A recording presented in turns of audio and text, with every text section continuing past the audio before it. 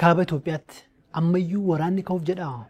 Ajajaan waraanaa Itoophiyaa Fiild Maarshaal Biraanuu Juulaa dhiyoo miidiyaatti yeroo dubbatan waan kana akeeku dubbataniiru. Nuti inumaa obsineeti malee wanti waraanaaf sababa ta'uu danda'u baay'eedha gahaa olii jedhan. Dubbii isaanii kana keessatti gartuu TPLF keessumaa kan Dr. Dabratsiyoon hoogganamuu himatanii gartuun kun gantummaan duratti raawwate jechuun dubbatan.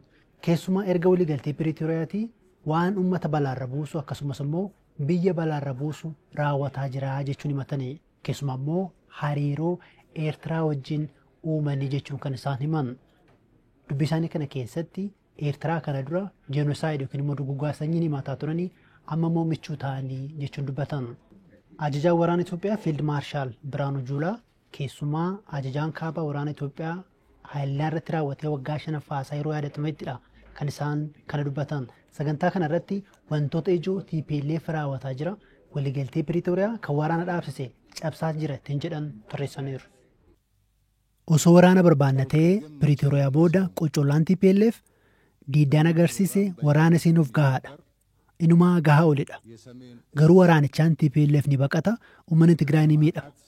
Waraana darbe irratti kan agarreessadha. Shaabiyaa waliin cimdoo jedhee daangaa cabsanii deemuun farra heeraati.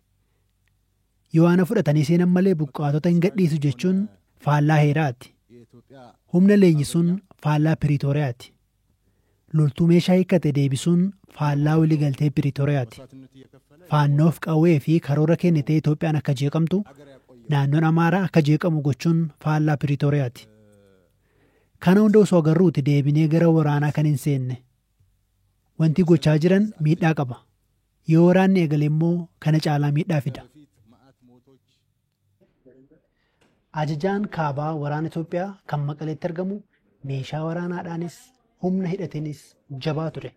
Kaayyoon isaa yookiin immoo ergamni isaa guddaa daangaa Eertiraa akkasumas immoo kan Sudaan tiksuudha.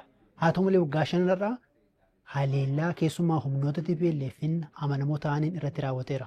Qondaaltonni TPLFis yeroos haleellaa yookiin immoo sodaa qaban irraa kan ka'e haleellaa kana dursanii raawwatuun amananiiru.